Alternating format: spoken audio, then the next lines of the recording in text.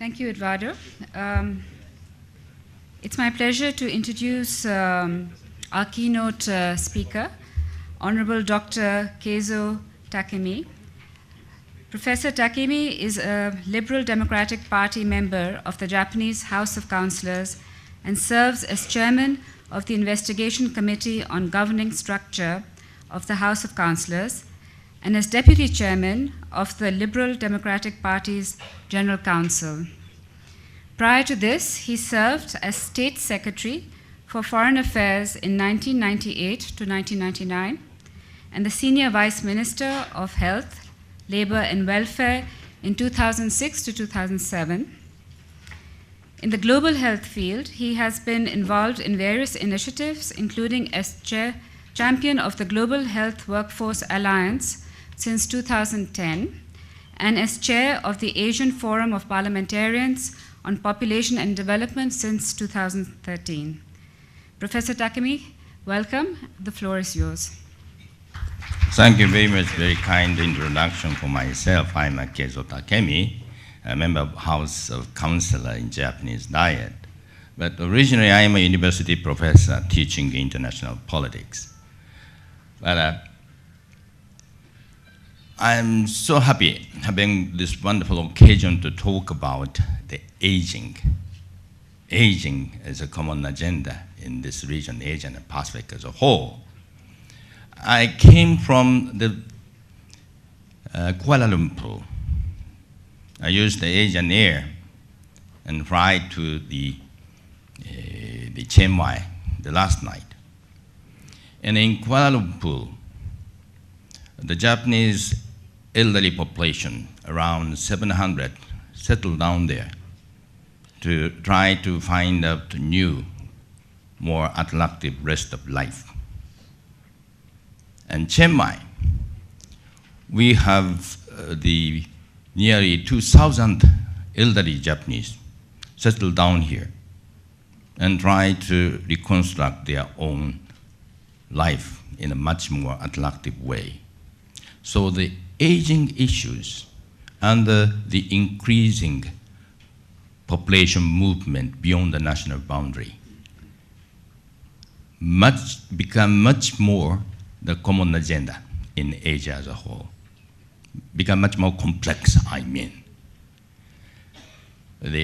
Eduardo Klein quite successfully visualized and explained what is going on in aging in Asia as a whole.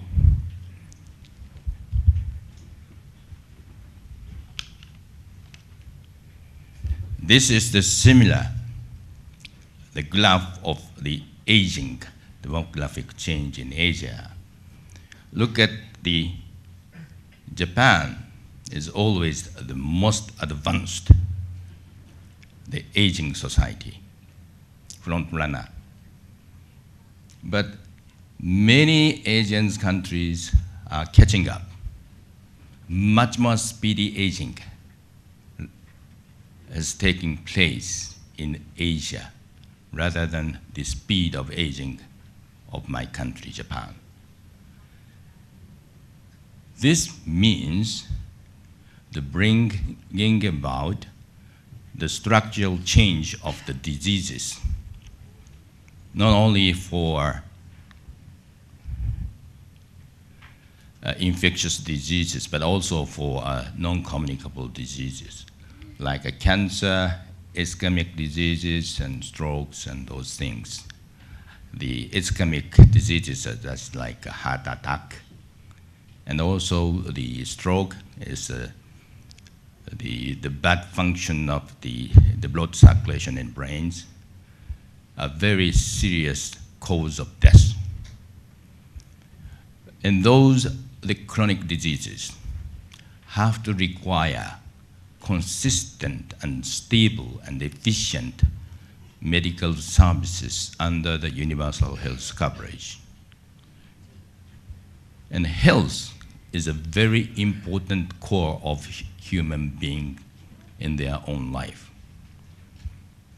The Professor Amartya Sen of India and the Madam Sadako Ogata of Japan became a co-chair for the Human Security Commission in collaboration with the Secretary General Kofi Annan of the United Nations, and organized the Human Security Commission and publicized the new conceptual frame of the human security, in which they focus on health as a core, because the health is a very important. When we try to create more alternatives of the human life to get the more meaningful life.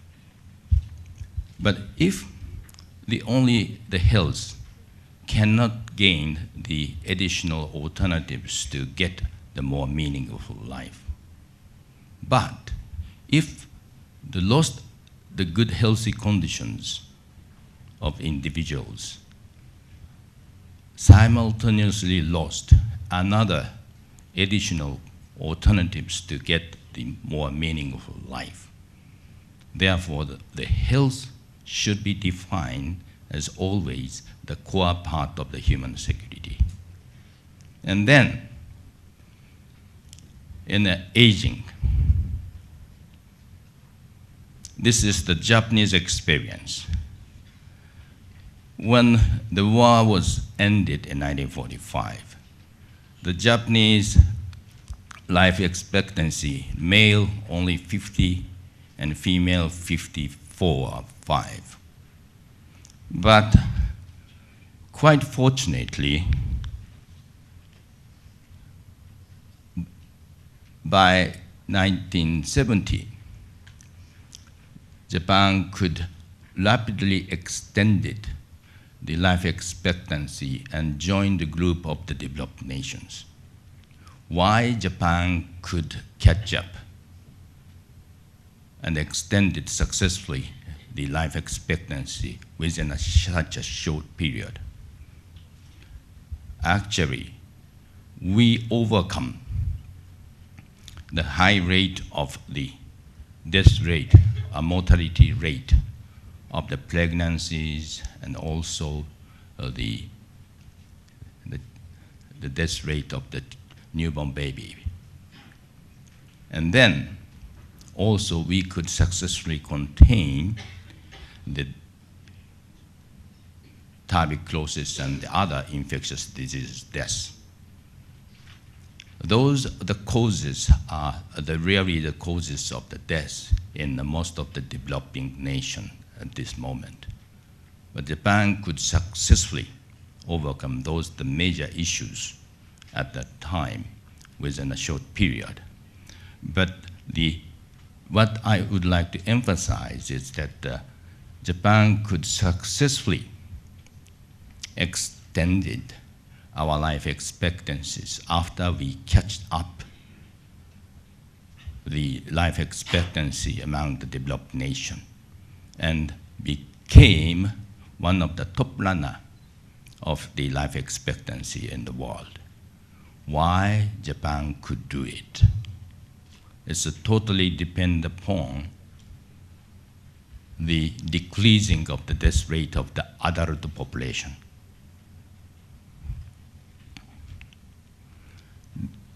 This is the men's mortality due to the stroke in Japan and the selected nations.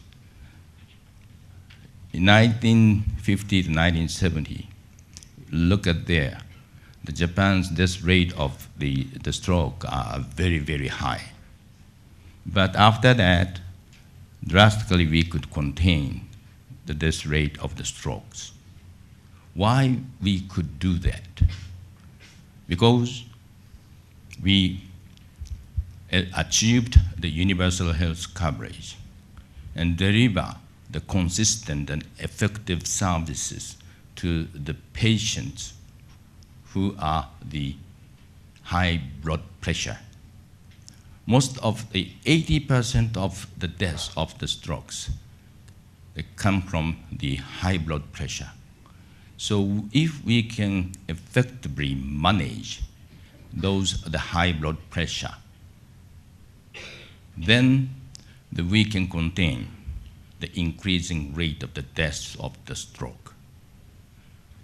Therefore, through the universal health coverage, the potential patients of the high blood pressure, can easily to access to the medical services and have a diagnosis and receive the very early medical treatment through the drugs to manage their own blood pressure and then avoid the unfortunate death caused by the stroke.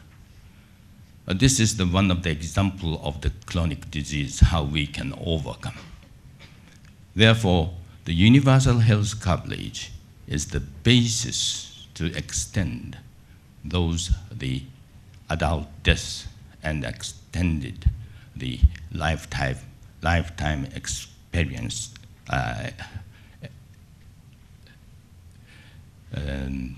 This is the graph, how the blood pressure were affected by the factors. Look at these. The obesity is a large factor to bring about the high blood pressure. And the nutrition management is also a good approach for control the blood pressure as well. But the decisive factor to manage the blood pressure is depend upon the medical drugs treatment. This is the part of the impact come from those of the medical drug treatment. So how the potential patients can easily to access the medical services and receive the good diagnosis and the treatment with the medical drugs in the most efficient way. Without the universal health coverage, we cannot do that. Quite fortunately, Japan could achieve the universal health coverage in 1961.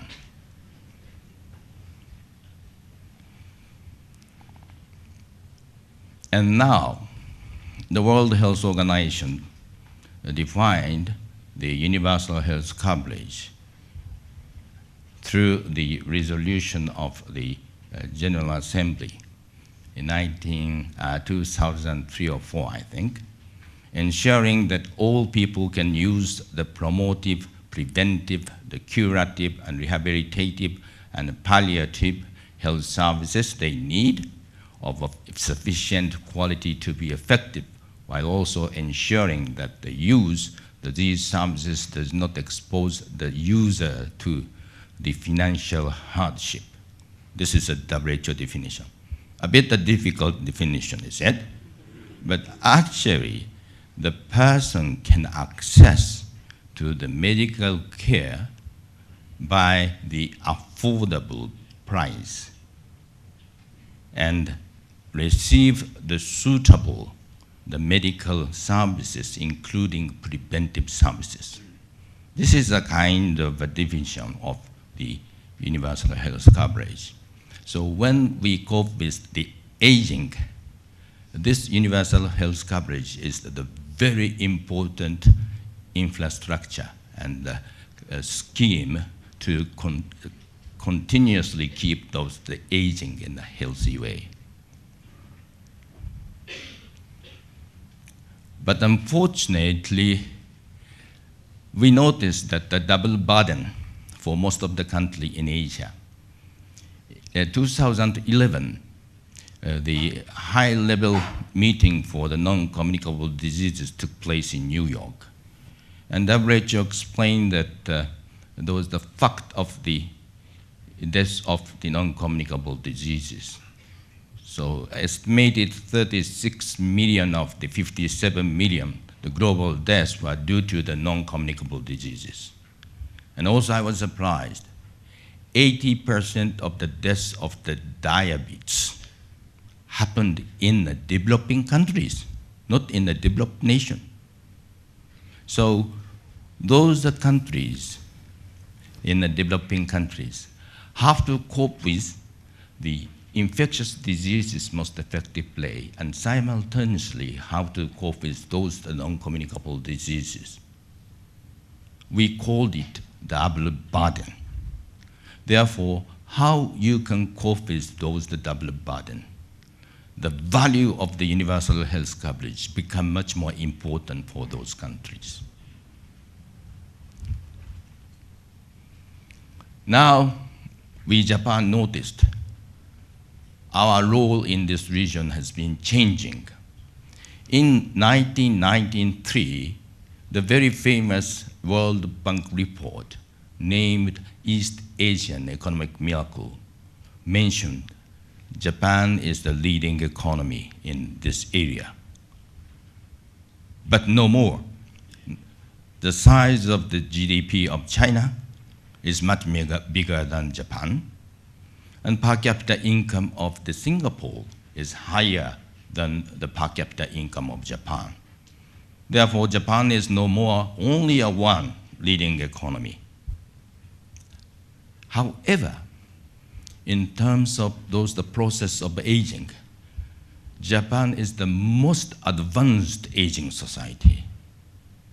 And we have mostly experienced whole the process of the demographic change in these human communities. Therefore, we have so many experiences, positive and negative. Both those experiences can be very beneficial for the Asian friends, how you can design your new policy package which can resolve those issues in a much more effective way, not only for the double burden issues, but also for the aging issues within the near future. How you can smoothly transit into the aging society is decisively important subject now you have.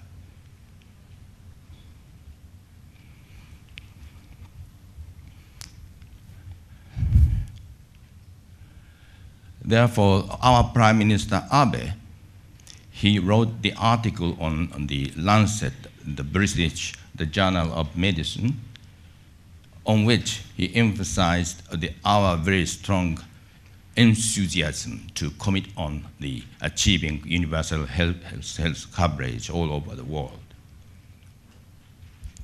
And then I would like to say a very important things for the policy making. Health policy and medical policy should not be isolated. This is a part of the related policies and create the policy package to produce the society which can be ideal.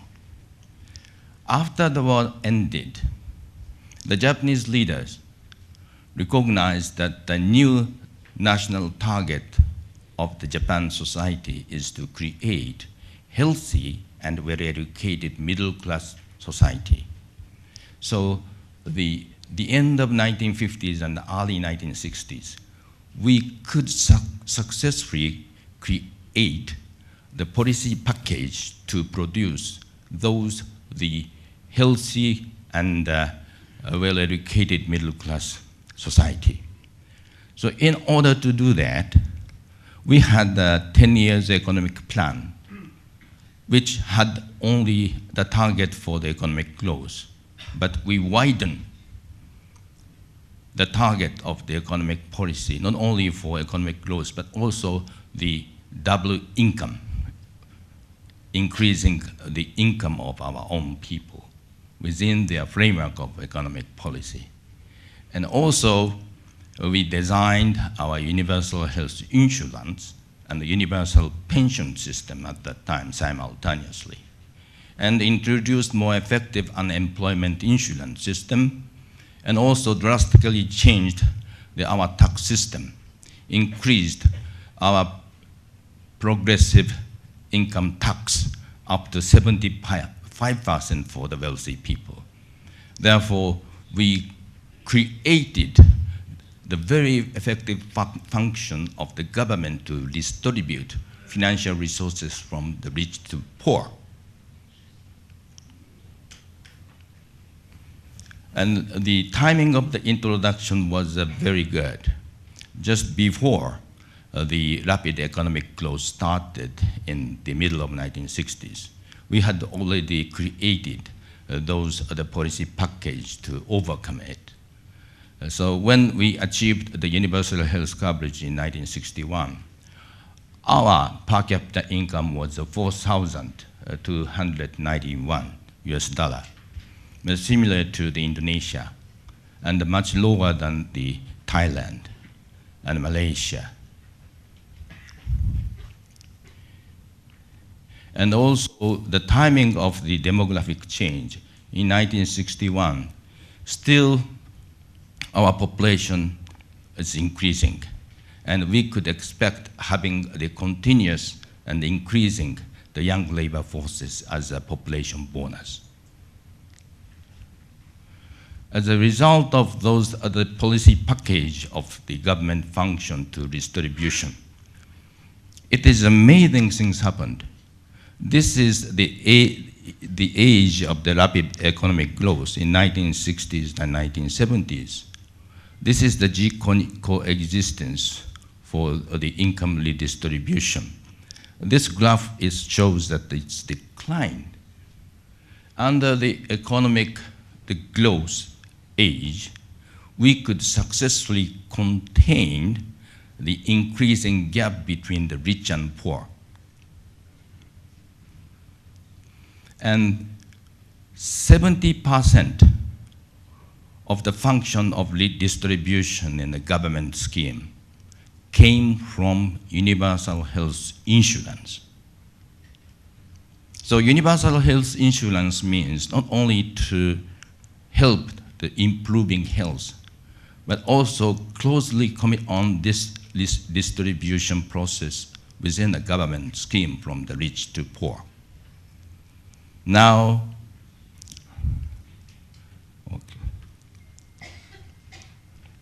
in 2011, 84% of the income redistribution happened in the government, come from the social welfare services.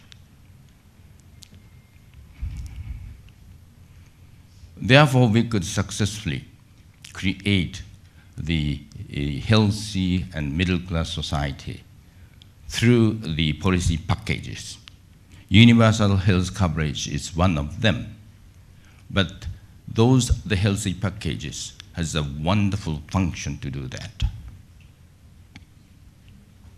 However, those successful stories had already ended.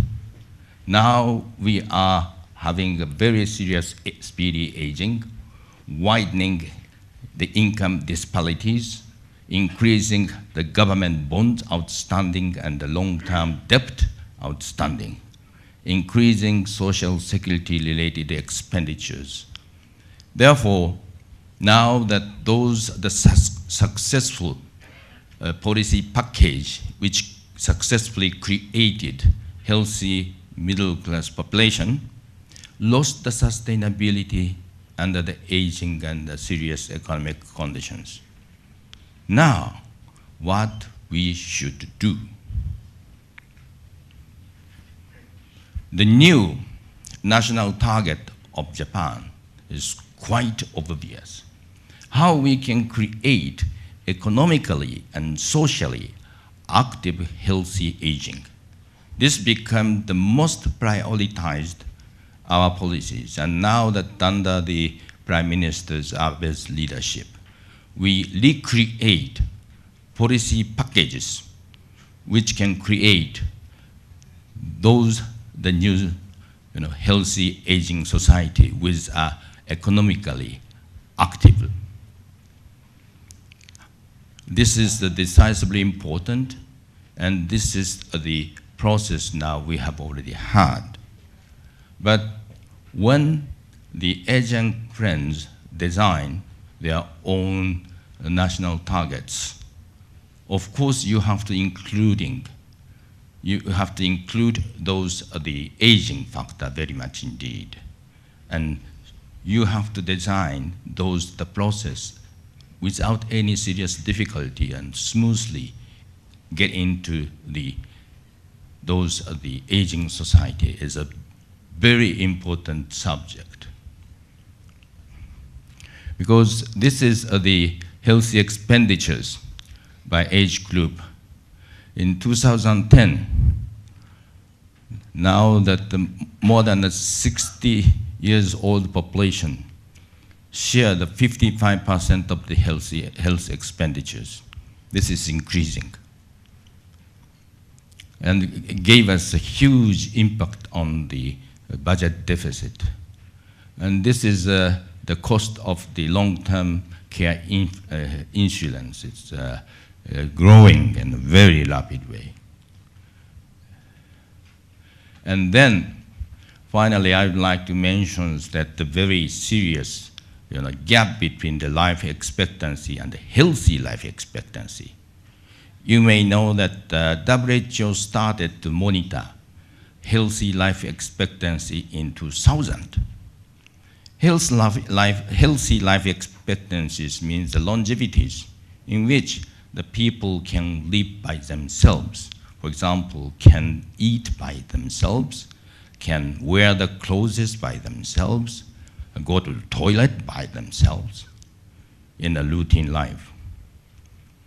And then 10 years passed, and when we reviewed the process of the healthy life expectancy and life expectancy simultaneously, and we were shocked.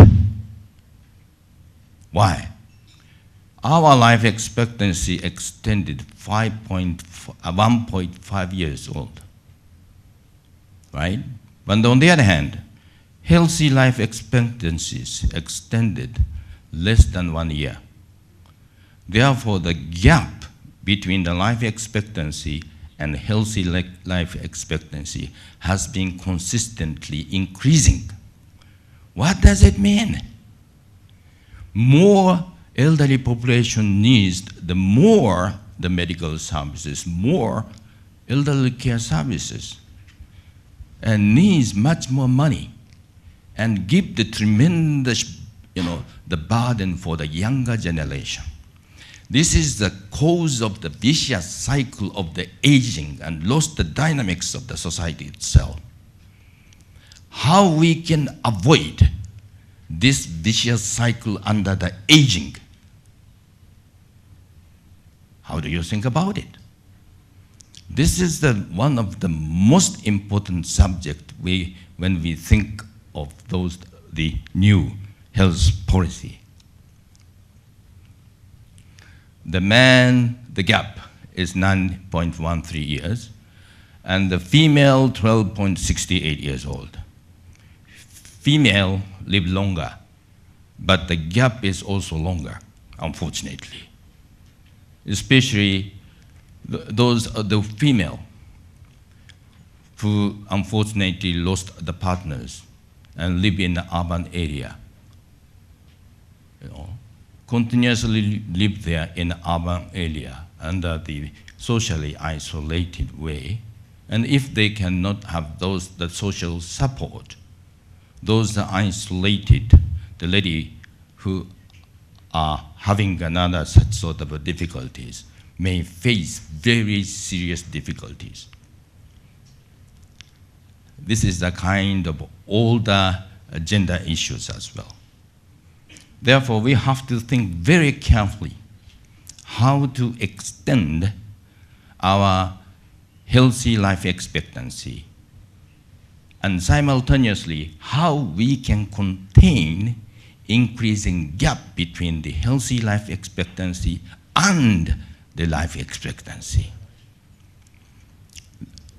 I'm quite sure that you are having the similar issues within the near future. But you can design in a longer term in order to overcome those issues. You have actually the advantage rather than ourselves. Therefore, the Japan's role is quite clear. As a responsible mature nation, and experience so many things which maybe you are having.